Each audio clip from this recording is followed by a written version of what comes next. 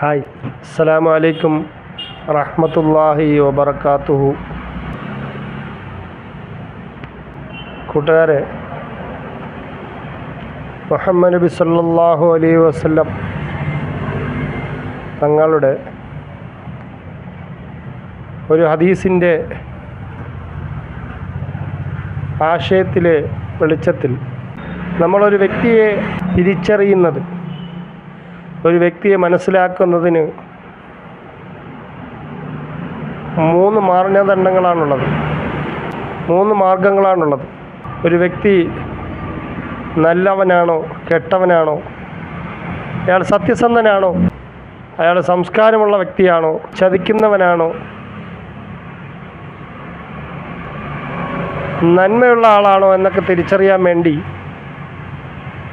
3 മാർഗങ്ങളാണ് ഹദീസിൻ്റെ ആശയത്തിൽ കൂടി വന്നിട്ടുള്ളത്. അതൊന്ന്, ആ വ്യക്തിയുമായി നമ്മളൊന്ന് യാത്ര ചെയ്ത് നോക്കുക എന്നുള്ളതാണ്.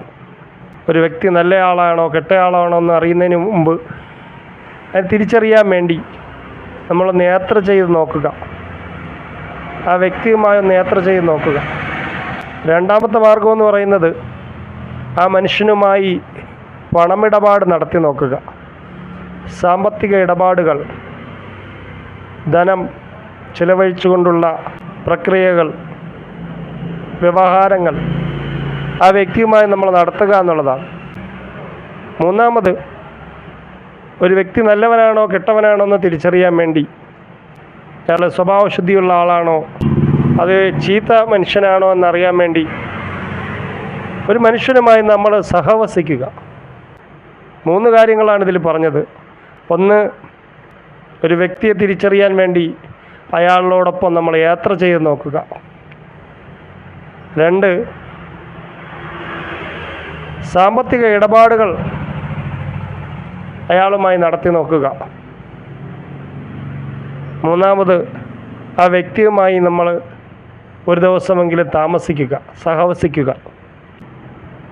ഈ 3 കാര്യത്തിൽ കൂടി ഒരു വ്യക്തിയെ നമുക്ക് തിരിച്ചറിയാൻ സാധിക്കും, ആ മനുഷ്യൻ നല്ലവനാണോ മോശപ്പെട്ട ആളാണോ എന്നുള്ളത്. ഇന്ന് സാമ്പത്തിക തട്ടിപ്പുകളുടെ കാലഘട്ടമാണ്. നമ്മൾ കഷ്ടപ്പെട്ടുണ്ടാക്കിയ നമ്മുടെ പണം എങ്ങനെയെങ്കിലും അപഹരിച്ച് കൊണ്ടുപോകാൻ വേണ്ടി പല നിലയിലുള്ള തട്ടിപ്പുകൾ, വെട്ടിപ്പുകൾ നമ്മളിന്ന് അഭിമുഖീകരിച്ചുകൊണ്ടിരിക്കുകയാണ്. നമ്മളൊന്ന് മനസ്സിലാക്കണം, മിന്നുന്നതെല്ലാം പൊന്നല്ല. ബാഹ്യമായി നമ്മൾ കാണുന്ന മനോഹാരിത മാത്രം കണക്കിലെടുത്തുകൊണ്ട് നമ്മളാരെയും വിശ്വാസത്തിൽ എടുക്കാതിരിക്കുക.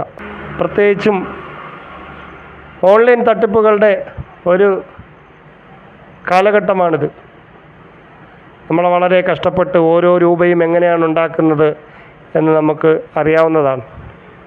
നമ്മൾ അധ്വാനിച്ച് ബുദ്ധിമുട്ടി കഷ്ടപ്പെട്ടുണ്ടാക്കുന്ന ഓരോ രൂപയും സൂക്ഷിക്കുക എന്നുള്ളത് കൂടി നമ്മുടെ ഉത്തരവാദിത്തമാണ്. ഇരുട്ടത്ത് തിളങ്ങുന്ന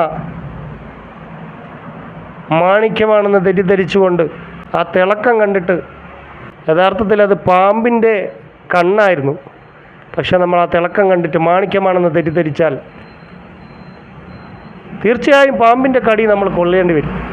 എന്ന് പറഞ്ഞതുപോലെ, പുറമേ കാണുന്ന പച്ചപ്പ് കണ്ടിട്ട്, പുറമേ കാണുന്ന ഹരിതഭംഗി കണ്ടിട്ട് ഉള്ളിൽ ചതിക്കുഴിയാണോ വാരിക്കുഴിയാണോ എന്ന് നമുക്ക് ഒരിക്കലും തിരിച്ചറിയാൻ സാധിക്കുകയില്ല. അപ്പോൾ ഇന്ന് നമ്മൾ ശരിക്ക് പഠിച്ചതിന് ശേഷം മാത്രം നമ്മൾ ഓരോരുത്തരുമായും പണമിടപാട് നടത്തുക.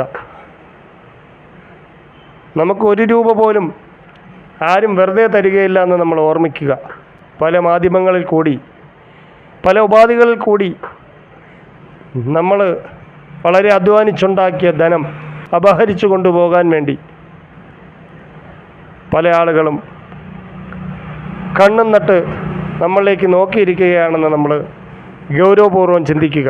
പ്രത്യേകിച്ചും ഓൺലൈൻ മാധ്യമങ്ങൾ കൂടി വരുന്ന ലിങ്കുകളിൽ അനാവശ്യമായി നമ്മൾ ക്ലിക്ക് ചെയ്ത് ആ ലിങ്കിലേക്ക് നമ്മൾ കയറാതിരിക്കുക.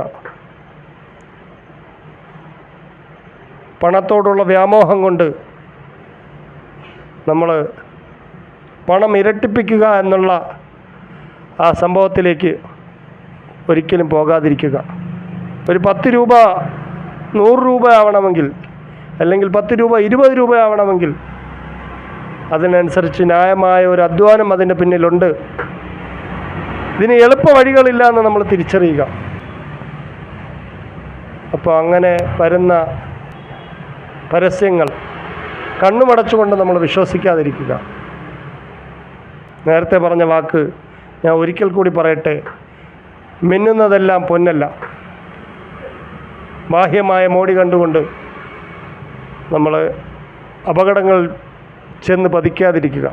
പടച്ചവൻ എല്ലാവിധമായ ചൂഷണങ്ങളിൽ നിന്നും ഇതുപോലുള്ള സാമ്പത്തിക തട്ടിപ്പുകളിൽ നിന്നും കാപട്യം കാണിക്കുന്ന മനുഷ്യരിൽ നിന്നും അള്ളാഹു നമ്മളെ കാത്തുരക്ഷിക്കട്ടെ എന്ന് ദുആ ചെയ്തുകൊണ്ട് തൽക്കാലത്തേക്ക് എൻ്റെ വീഡിയോ നിർത്തുകയാണ്. എൻ്റെ വീഡിയോകളിൽ ലൈക്കുകൾ കുറവാണ്. പരമാവധി നിങ്ങൾ എൻ്റെ വീഡിയോകൾ ലൈക്ക് ചെയ്ത് കാണുക, സ്കിപ്പ് ചെയ്യാതെ പൂർണ്ണമായും കാണുക. അതുപോലെ മറ്റുള്ളവരിലേക്ക് ഷെയർ ചെയ്തുകൊണ്ട് എൻ്റെ വീഡിയോകളെ പ്രോത്സാഹിപ്പിക്കുക. നിങ്ങളുടെ വിലയേറിയ അഭിപ്രായങ്ങൾ, നല്ല നല്ല അഭിപ്രായങ്ങൾ കമൻറ്റുകളായി നിങ്ങളുടെ വീഡിയോയിൽ രേഖപ്പെടുത്തുക.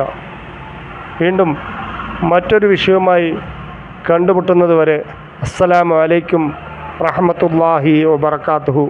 ബൈ.